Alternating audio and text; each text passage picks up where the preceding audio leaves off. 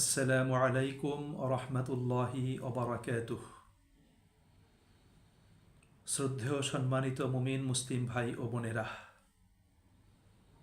সকলের সুস্বাস্থ্য এবং সার্বিক কল্যাণ কামনা করছি। আজকে আমি আপনাদের সামনে এমন তিনটি ব্যবসার কথা বলবো, এমন তিনটি কাজের কথা বলবো যেই কাজে, যেই ব্যবসাতে কোনো লস নেই, কোনো ক্ষতি নেই, এবং যেই কাজে, যেই ব্যবসাতে মূলধন হারানোর কোনো ভয় নেই, বরং যেই কাজে রয়েছে সফলতা, যেই ব্যবসাতে রয়েছে সব দিক থেকে লাভ আর লাভ। সুপ্রিয় ভাই এবং বন্ধুরা, আল্লাহ রাব্বুল আলামিন কোরআনুল কারীমের ৩৫ নম্বর সূরা, সূরা আল ফাতির এর ২৯ নম্বর আয়াতে তিনি বলেছেন, ইন্নাল্লাযীনা ইয়াতলুনা কিতাবাল্লাহ ওয়া আকামুস-সালাহ ওয়া আনফাকু মিম্মা রাযাকনাহুম সিররান ওয়া আলানিয়াহ ইয়ারজুনা তিজারাতান লান তাবুর। আল্লাহ বলেন, নিশ্চয়ই যারা আল্লাহ পাকের কিতাব তেলাওয়াত করে, যারা সালাত কায়েম করে, এবং আমরা তাদেরকে যে রিজিক দিয়েছি, যে জীবন উপকরণ প্রদান করেছি, তা থেকে প্রকাশ্যে এবং গোপনে খরচ করে, তারা এমন একটা ব্যবসার আশা করতে পারে যেই ব্যবসাতে কোনো লস নেই, ক্ষতি নেই, বরং যেই ব্যবসাতে রয়েছে সব দিক থেকে লাভ আর লাভ। সুপ্রিয় ভাই এবং বোনেরা, আল্লাহ রাব্বুল আলামিন এই আয়াতে কারিমাতে আমাদের সামনে তিনটা ব্যবসার কথা বলেছেন, তিনটা জিনিসের ব্যবসা। প্রথমত হলো, তিনি বলেছেন ইয়াতলুনা কিতাবাল্লাহ, যারা আল্লাহ তাআলার কিতাব তেলাওয়াত করে। আল্লাহ পাকের কিতাব বলতে এখানে মহাগ্রন্থ আল কোরআনকে আল্লাহ তাআলা বুঝিয়েছেন, এবং আল কোরআন তেলাওয়াতের কথা বলেছেন। আমাদের সমাজ জীবনে আমরা তেলাওয়াত বলতে শুধুমাত্র আবৃত্তি, এটাকেই আমরা বুঝে থাকি, যে দেখে দেখে অথবা না দেখে কোরআনের আবৃত্তি করা, কোরআন পাঠ করা, এটাকে আমরা তেলাওয়াত বুঝি। কিন্তু প্রকৃতপক্ষে তেলাওয়াত শুধু আবৃত্তিতেই সীমাবদ্ধ নয়। তেলাওয়াত বলতে যেমন কোরআনকে আবৃত্তি করা, পাঠ করা, দ্বিতীয়ত কোরআনকে হৃদয় মনে অনুধাবন করা, এটাকে বুঝা, এবং কোরআনকে হৃদয় মনে এবং জীবনে ধারণ করা, এবং কোরআনের দেখানো পথে পথ চলা, তথা কোরআনের হুকুম আহকামগুলো মেনে চলা। যদি আমরা কোরআনকে আবৃত্তি তথা পাঠ করার পরে সেগুলোকে অনুধাবন করি, হৃদয় মনে ধারণ করি, এবং বাস্তব জীবনে কোরআনের হুকুম আহকামগুলোকে যদি আমরা মেনে চলি, বাস্তবায়ন করি, তাহলে আমরা প্রকৃত তেলাওয়াতকারী হিসাবে আল্লাহ সুবহানাহু ওয়া তাআলার কাছে আমরা গণ্য হব।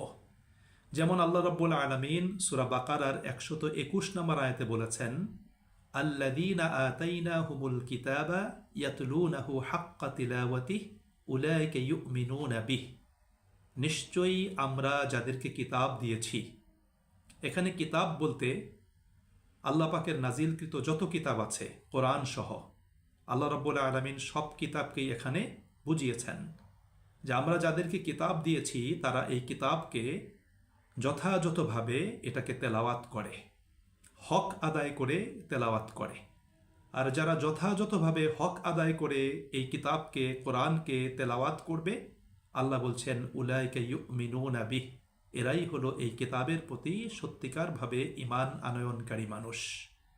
তো কিতাবকে যথাযথভাবে তেলাওয়াত করা, তার হক আদায় করে তেলাওয়াত করার মানেই হলো আপনাকে কোরআন তেলাওয়াত তথা আবৃত্তি করার পাশাপাশি কোরআনকে হৃদয়ঙ্গম করতে হবে, বুঝতে হবে, অনুধাবন করতে হবে, হৃদয় মনে কোরআনকে ধারণ করতে হবে, কোরআনকে হেদায়েতের একমাত্র এবং সবচাইতে আপনার প্রিন্সিপাল সোর্স হিসাবে গ্রহণ করতে হবে, এবং এই কোরআনকে নিজের জীবনে বাস্তবায়ন করতে হবে, তার হুকুম আহকামগুলোকে মেনে চলতে হবে। তাহলেই আমরা প্রকৃত তেলাওয়াতকারী হিসাবে গণ্য হব। আর এই কোরআন তেলাওয়াতে যদি আমরা আত্মনিয়োগ করতে পারি, কোরআনকে যদি হৃদয়ঙ্গম করতে পারি, কোরআনকে যদি বুঝতে পারি, হৃদয় মনে ধারণ করে বাস্তব জীবনে মেনে চলতে পারি, তাহলে ইনশাআল্লাহ আমরা লাভবান হব। আমাদেরকে আল্লাহ রাব্বুল আলামিন দুনিয়াতেও লাভবান করবেন এবং আখিরাতেও আল্লাহ রাব্বুল আলামিন আমাদেরকে লাভবান করে সফলতা সমৃদ্ধির উন্নত চূড়ান্ত শীর্ষ স্থানে আল্লাহ পাক আমাদেরকে স্থান দান করবেন। দ্বিতীয়ত আল্লাহ তাআলা বলেছেন ওয়া আকামুস-সালাহ, যারা সলাত কায়েম করে। সলাত হলো ইসলামের একটা মৌলিক ইবাদত, ইমানের আইডেন্টিটি, ইমানের পরিচিতি। আমি সলাত কেন আদায় করব? আমি যে ইমান এনেছি তার প্রমাণ দেওয়ার জন্য। আমি যে ইমান এনেছি তার দলিল হিসাবে, তার প্রমাণ হিসাবে, তার আইডেন্টিটি পরিচিতি হিসাবে আমাকে সলাত আদায় করতে হবে। এই জন্য আল্লাহ রাসূল সাল্লাল্লাহু আলাইহি ওয়াসাল্লাম বলেছেন আল ফারকু বাইনাল আবদি ওয়াল কুফরি তারকুস সালাহ। একজন মুমিন বান্দা এবং একজন কাফের মুশরিকের মাঝখানে পার্থক্য হলো সলাত পরিত্যাগ করা। আমাকে যেমন মুসলিম হতে হলে ইমান আনতে হবে, আমাকে মুসলিম থাকতে হলে আমাকে সলাত কায়েম করতে হবে। একটা জিনিস মনে রাখতে হবে, সলাতকে বাদ দিয়ে কখনোই মুসলিম থাকা যাবে না, কোনো অবস্থাতেই মুসলিম থাকা যাবে না। কারণ সলাত পরিত্যাগ করাকে রাসূল করিম সাল্লাল্লাহু আলাইহি ওয়াসাল্লাম কুফরি কাজ বলেছেন।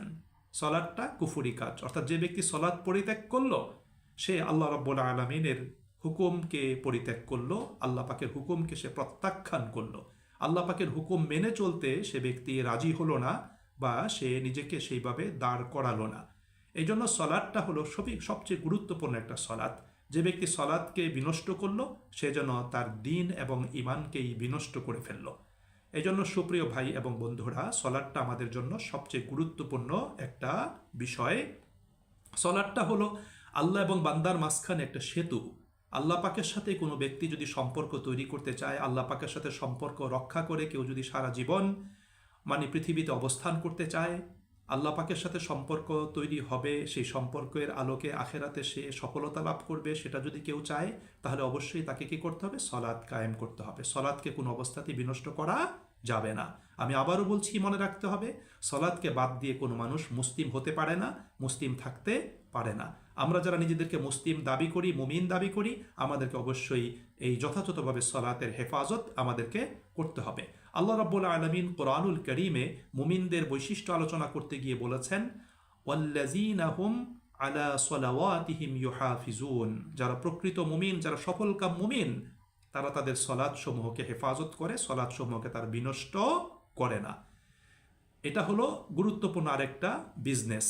অর্থাৎ আমরা যদি সলাতের ক্ষেত্রে সঠিক দায়িত্ব পালন করতে পারি তাহলে সেই সলাতের সুফল দুনিয়াতেও পাবো এবং তার চূড়ান্ত সুফল এবং পুরস্কার আমরা আখিরাতের জীবনে আল্লাহ পাকের কাছে পাবো। আমরা কখনোই ক্ষতিগ্রস্ত হব না। 3 নম্বরে আল্লাহ তাআলা বলেছেন ওয়া আনফাকু মিম্মা রাযাকনাহুম সিররা ওয়া আলানিয়া, আমরা তাদেরকে যে রিজিক দিয়েছি তা থেকে তারা প্রকাশ্য এবং গোপনে খরচ করে। সুপ্রিয় ভাই এবং বন্ধুরা, আমাদের রিজিক শুধুমাত্র আমাদের টাকা পয়সা অর্থ সম্পদের মাঝখানেই সীমাবদ্ধ নয়। আমাদের জীবনের সব কিছুই আমাদের রিজিক, এটা আল্লাহ পাকের নিকট থেকে আমরা পেয়েছি। আমাদের বেঁচে থাকা, আমাদের জীবন লাভ করা, আমাদের সুস্থ থাকা, আমাদের শরীরের শক্তি সামর্থ্য, আমাদের মেধা যোগ্যতা প্রতিভা, আমাদের জ্ঞান, আমাদের অর্থ সম্পদ, আমাদের প্রভাব প্রতিপত্তি, সমাজ জীবনে আমাদের অবস্থান, আমাদের পরিবার, আমাদের স্ত্রী সন্তান সন্ততি, আমাদের প্রতিবেশী, আমাদের আত্মীয় স্বজন, আমাদের নিরাপত্তা, আমাদের সুখ শান্তি প্রশান্তি, সব কিছুই আল্লাহ পাকের পক্ষ থেকে রিজিক। এই সব কিছুকে কি করতে হবে? আল্লাহ পাকের নির্দেশিত পথে খরচ করতে হবে। তবে এখানে আল্লাহ রাব্বুল আলামিন মূলত অর্থ সম্পদের বিষয়টাকে আল্লাহ রাব্বুল আলামিন এখানে হাইলাইট করেছেন। সেই ক্ষেত্রে আমাদেরকে আমাদের আল্লাহ পাকের নিকট থেকে প্রাপ্ত অর্থ সম্পদ আল্লাহ পাকের দ্বীনের প্রচার প্রসার এবং প্রতিষ্ঠার জন্য খরচ করতে হবে, দ্বীনের দাওয়াত এবং তাবলীগের জন্য খরচ করতে হবে।